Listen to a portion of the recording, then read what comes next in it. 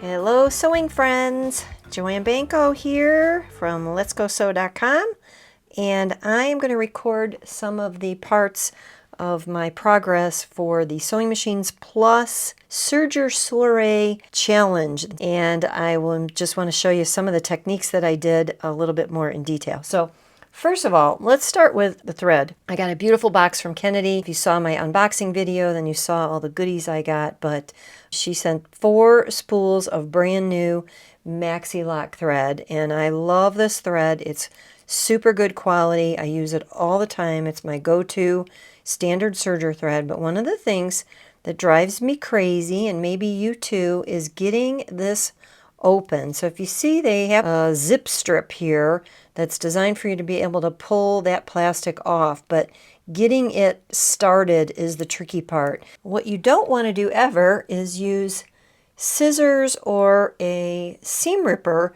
to slice that open, because you're very likely to cut the thread. If you cut the thread, it's going to stop stitching and you're going to see that you have a thread breakage there. So you want to do this pretty carefully. I actually tried the top and I couldn't get the top going, so I think I'm going to try from the bottom, and I'm going to use the tweezers that came with my serger. Just want to get that started. If I can get that started, I should be able to get that plastic piece and zip that down. So there we go. I didn't expect it to make a little bit of a mess there, but that's what you want to do. And then you can just peel the jacket off and throw the plastic away, brush off that little bit of dust, and you are good to go and ready to get that in your serger. So I'm going to go ahead and thread my serger for a 3-thread stitch, and to save a little time, I'm going to get this started, and then I'll show you when I get to the point of doing the air threading. All right, so tension discs for the needle right here, and then I'm going to continue into that path. With this serger, you don't have to follow a specific threading order, so you can do any one that you like, first, second, third, fourth, whatever. I'm going to go ahead and thread the needle, and in order to thread this machine, no matter which slot you're threading, you're going to go ahead and open up your door. Go ahead and open this one too so you can see what's happening here. And I am going to need to change a lever here, so let me just glide the camera down so you can see that. I want to go to the no-sew position, okay, and then I'm going to go to the hand wheel and I'm going to turn it till it clicks. Oh, it's already in clicking position, so I'm going to move this again just so you can hear it when I go down, and then I move that hand wheel. That click shows me that I'm in the right position, and there's also a mark on the hand wheel for that. So I'm ready to thread the needle. I'm going to go ahead and turn the machine on so you can see a little bit, and I'm going to lower the presser foot. I'm going to go into the next slot here, up into guide number 7, and then I'm going to cut on my side cutter from back to front, and it's a simple matter of snapping the guide down to thread that needle. The only thing you also need to make sure of is if you're threading the left needle, your lever needs to be on left. If I was threading the right needle, I would be on the right. So one smack, and there we go. She is threaded. So what it actually does is pulls a loop through the eye of the needle, a big loop, and then you can just reach back and pull on that tail. There it is. So I've got tan thread in my needle. I do like to scoot my threads underneath my presser foot, so I'm going to grab my tweezers for that. It starts everything out neater when you do this, so when the chain forms, there's not a bunch of errant threads there. So I'm just going to get that smoothed underneath, and now I'm ready to thread my looper. So again, I'm going to go in the tension here. You can hear me snapping it in into the tension guide, and I'm going to go ahead and just dangle this thread down. I'm going to focus a little bit on the lower area here so you can see what I'm doing. And what I'm going to do is thread my upper looper and then my lower looper. Now I have threaded them both at once, but I just think it's just a little more streamlined to do one at a time. And another little tip for you is take hold of those tweezers and use them to just feed the tip of that thread down there. Yes, you can do it with your fingers, but very often your fingers have a little bit of static or they're a little bit rough, and I just find that to be a little more foolproof. So that is going to thread my upper looper. And again, just so that you realize what I did here, I pulled just enough length of thread to get me to literally like touch the bottom of the open door here, and then pull it back up and have enough to poke a little tail in there. I've got maybe a little more than I need, but that's okay. A little bit more is better than a little bit less. Because remember, the airflow mechanism is going to have to take that all the way through to the looper, but it's going to do that very, very easily. So I just simply press this button, and there goes the whoosh. My upper looper threader has been thoroughly threaded. It's gone right through the eye from front to back. So again, I'm just going to feed that thread to the back and smooth it out so that it's under the foot. All right, I got one more to go. I've got blue in my lower looper into the tension. So one little thread guide there. Again, I'm going to go down, just touch my finger to the bottom of the open door here, and then bring it up so that I have just enough to feed a little tail into there. And I just find that's the perfect amount. Again, I'm going to use the tweezers. Just poke that in there a little bit and press the button. There we go. My lower looper has been completely threaded. That's always been the tough guy.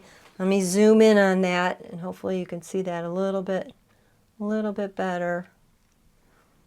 Just focus in on that so you can see by where I'm pulling that tail that it's gone all the way in, all the way over where it has to go, and through the eye from front to back. Now I'm just going to feed this tail over and back and under my presser foot. All right, I'll give you a little better view of the machine there. And I want you to see something else that I think is really cool, the way Brother has designed this machine. Everything has to be set so that you are good to go and ready to sew. So obviously we have to shut our doors.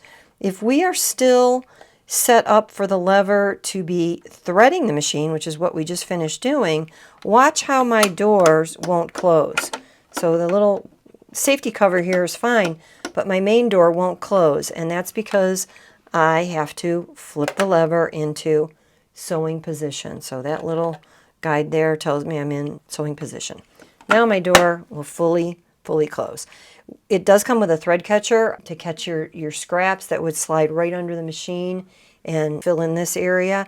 I've taken that off. Yes, I'm going to make a mess, but it's a little easier for me to show you everything that I'm doing there. So I'm going to go ahead and lower the presser foot, and I'm going to get a scrap of my denim and do a little test stitching here. So I've pretty much got everything set on standard. My tensions are at 4. My stitch length, I'm going to go just a little past 3 because I'm working with a thicker fabric here. My differential feed is set for 1, which means it's not doing really anything different for me. And cutting width, pretty much this is the standard number. Okay, let me talk a little bit about the cutting width dial and the cutting blades. You can see the cutting blades here. This is the upper blade here. Lower blade is flush with the throat plate of the machine. And when we turn this cutting width dial, when we turn it to a lower number, it brings the blades closer to the needle. When we turn it to a higher number, it takes the blades further away from the needle. And what that actually does is it changes the width of the stitch slightly, and more importantly, it changes how much fabric is trimmed off. So when the blades are moved to a smaller number and they're closer to the needle, more fabric is trimmed off, and it's generally going to give you a little bit more of a narrow stitch. When it's turned to a higher number, it's going to give you a little bit wider stitch. So average is about 5 to 7, 5 to 7, but don't be afraid to just play around with this and until you get the proper look where the stitches are firmly hugging the raw edge of your fabric and you don't have extra space there, or you don't have too much fabric bunching up or buckling up under the stitch. So the setting for a rolled hem is marked with an R, but the rest of the setting is just a series of numbers. And like I said, don't be afraid to dial that to whatever you think you might need. I'm going to start at 5.5 would be pretty average, 5.5 to 6, and see how it works out with my denim. I'm going to go ahead and close my doors, and we'll do a little test run. Remember, it is always best to test. It's also always best to trim a little bit of fabric. So if you see the little guide here on the foot that sticks out, if I line my fabric up with that guide, it means it's going to trim skimming just a little bit of that fabric, and I find that's just about perfect. Another day, another time, we'll go into why these lines are here and how you would line it up for different seam allowances, but I'm just going to use the standard 3-thread wide here, and I want to skim just a little bit of fabric. It also kind of lines up with this groove in the throat plate, but that can vary a little bit depending on where you have your cutting width dial set. If you want to skim off less fabric, you can go a little closer with that line. All right, I'm looking at that with all of my tension set on 4, and I have a beautiful, perfectly balanced stitch. And you can see that the outer edge, my loops from the upper looper and lower looper that are interlocking together are falling right on the raw edge of that fabric. So part of the reason for that is where I have the cutting width dial set. It's appropriate for this fabric, but it's also because I did trim a little bit. That assures that where the stitch forms, it's going to form right on that edge of the fabric. All right, so I know I am good for balanced stitch, and my next step is to create my little rosettes. So I'm going to go ahead and show you how I do those.